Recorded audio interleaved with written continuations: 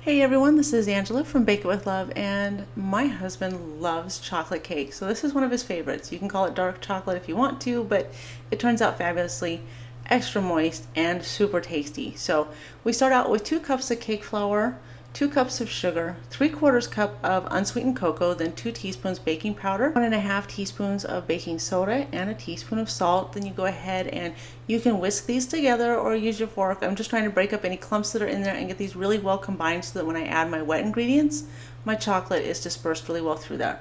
So starting with the wet ingredients, 1 cup of milk, a 1/2 cup of vegetable oil, and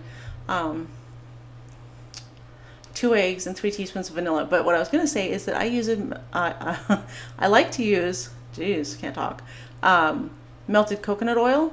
So that's a preference, and it turns out really, really well. So you can use whatever you want to, whatever vegetable oil you have on hand.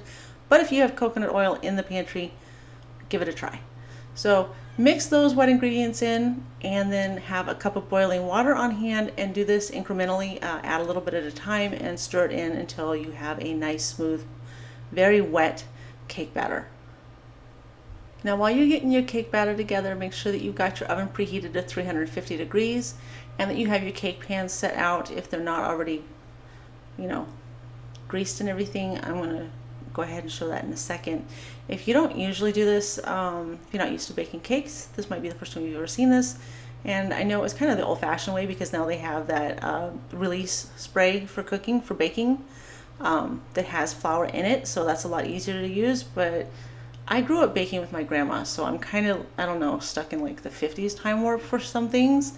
And I like to go ahead and see, I used coconut oil in this. I used some coconut oil in my baking pans here, and then my cake flour a little bit, and I'm just going to go ahead and bop that around until it coats the entire bottoms and the sides. And then take all of your cake batter and divide it between the 2 cake pans. If you're using 3, it will work, but they're going to be kind of thin and you won't want to bake them as long. So my bake time, I say 28 to 32 minutes. Mine, this case today, was 31 minutes exactly at 350 degrees. And that's what they came out like.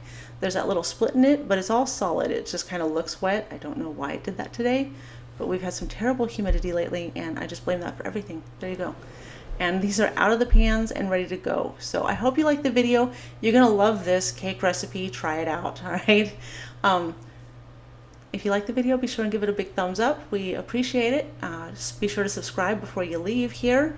As always, we're so glad to have you here with us. Thanks for watching, and we'll see you again next time.